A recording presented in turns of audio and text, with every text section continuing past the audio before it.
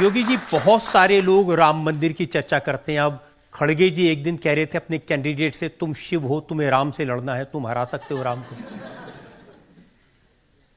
देखिए,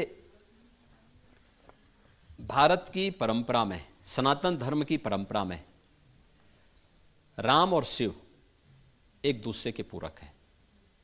भगवान राम ने रामचरितमानस में स्वयं ही इस बात को कहा है कि शिवद्रोही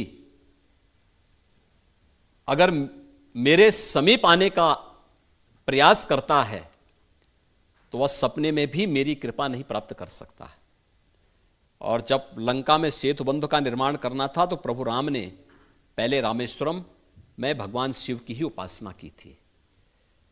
जब नामकरण की बात आई, भगवान राम ने ज्योतिर्लिंग का नाम रामेश्वरम रखा कि राम के ईश्वर हैं।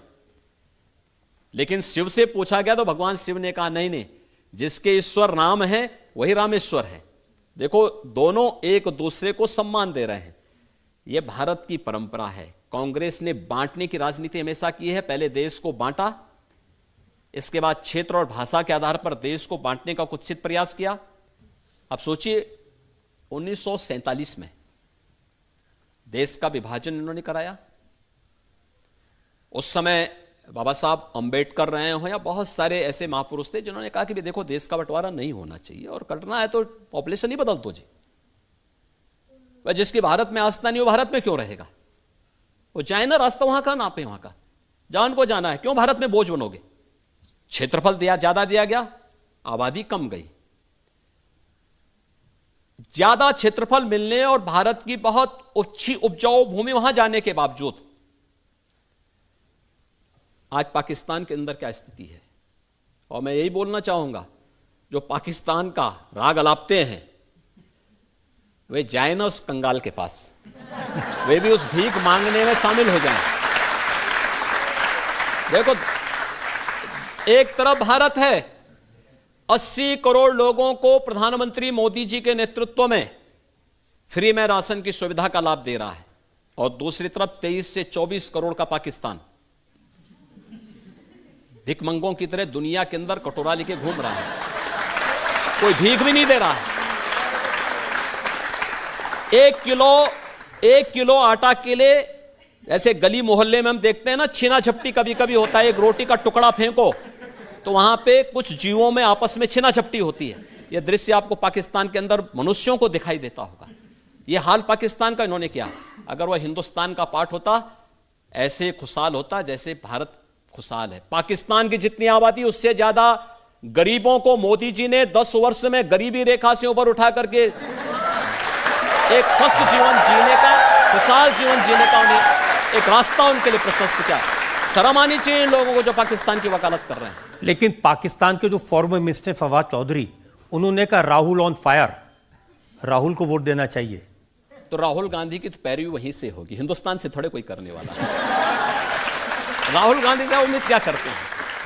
इस सब के बावजूद राम मंदिर का ये लोग विरोध करें, भारत के संसाधनों का गरीब को, गांव को, किसान को, नौजवान को, महिला को, दलित को, यानी जनजाति को, पिछड़ी जाति के लोगों को, अन्य गरीबों को मिलने वाली सुविधा ये मुसलमानों में लुटाएं, और तब भी ये भारत से समर्थन प्राप्त करने की अपेक्षा करते हो। फयाज चौधरी जैसे लोग ही इनको समर्थन करेंगे। कोई सभ्य सोसाइटी भारत की और भारत का कोई राष्ट्रभक्त इनको समर्थन नहीं कर सकता है। अभी अभी समर्थन करने वाले आए मणिशंकर अय्यर, उन्होंने कहा कि पाकिस्तान की इज्जत करो क्योंकि उसके पास एटम बम है, तो भारत को उससे डर के रहना चाहिए। तो हमारे एटम बम क्या ये फ्रिज में रखने के लिए हैं क्या? ऐसा नहीं है, ये नया भारत है। ये कांग्रेस की मणि हो सकती है, भारत का मणि नहीं हो सकता है। ये नया भारत है। नया भारत छेड़ता नहीं है, लेकिन कोई छेड़ेगा तो उसको छोड़ता भी नहीं है। घर के अंदर घुस करके जवाब देगा, और यह भारत ने करके दिखाया है।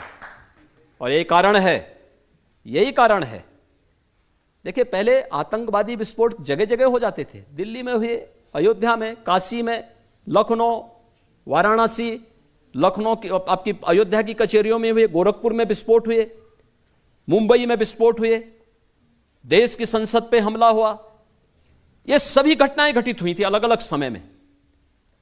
आपने पिछले 10 वर्ष के अंदर देखा होगा, एक सुरक्षा का बेहतरीन वातावरण, आंतरिक सुरक्षा बेहतरीन हुई है। नक्सलवाद समाप्त हुआ है।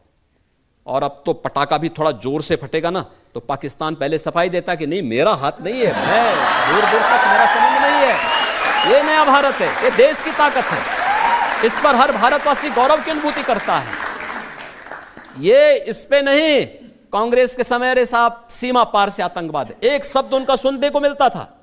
देखिए, मैं संसद में रहा हूं 2004 से लेकर के 2014 तक, और मैंने बहुत नजदीक से देखा जब कश्मीर में सामूहिक नरसंहार होता था, अयोध्या में, काशी में, या जहां भी विस्फोट हुए थे, ट्रेनों में विस्फोट होते थे। जब भी हम संसद में मुद्दे उठाते थे, एक शब्द सुनने को मिलता था, अब सीमा पार से आतंकवाद है। अबे सीमा पार से है तो आप भी तो कुछ करिए। हिम्मत ही नहीं थी। आज सीमा पार समाप्त, आज सब भारत अपने आप सबसे निपट लेता है। यह ताकत दिखानी पड़ेगी, और ये ताकत मोदी जी के नेतृत्व में नए भारत ने दिखाई है। और मुझे लगता है हर भारतवासी इस पर गौरव की अनुभूति करता है कि मोदी जी के नेतृत्व में नया भारत, श्रेष्ठ भारत भी है। न केवल भारत को सम्मान दिलाता है, भारत की सीमाओं की सुरक्षा भी करना जानता है, भारत की आंतरिक सुरक्षा को भी बेहतरीन रखना जानता है, भारत के अंदर विकास के बड़े बड़े कार्यों को भी आगे बढ़ा सकता है। आज आप देख रहे होंगे IIT, IIM, एम्स की संख्या 2014 तक केवल 7 बनी थी, 7 में से भी 6 अटल जी ने बनाए थे।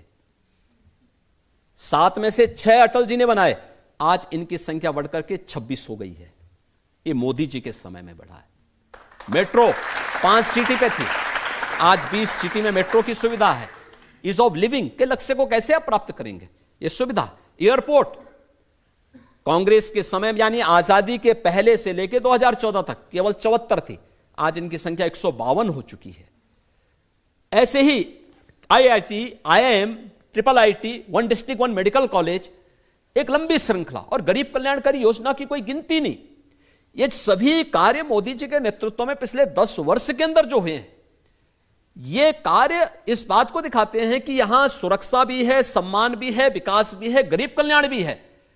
और विकास ही नहीं है, विकास को विरासत से भी जोड़ा गया है। ये विरासत ही है जिसमें अब हमको अकबरपुर कहने में संकोच होता है। हमको लगता है कि अकबरपुर की जगह इसका नाम महाराणा प्रताप नगर भी हो सकता है। हमको लगता है कि औरंगाबाद का नगर संभाजी नगर के रूप में हो सकता है, क्योंकि हमारी विरासत तो संभाजी महाराज जी से है, छत्रपति शिवाजी महाराज से है, महाराणा प्रताप से है, गुरु गोविंद सिंह जी महाराज से है। हमारा संबंध किसी अकबर और किसी औरंगजेब से नहीं है। जिनको विरासत पर गर्व की अनुभूति होगी वे उस पर करें, हमारा नहीं है।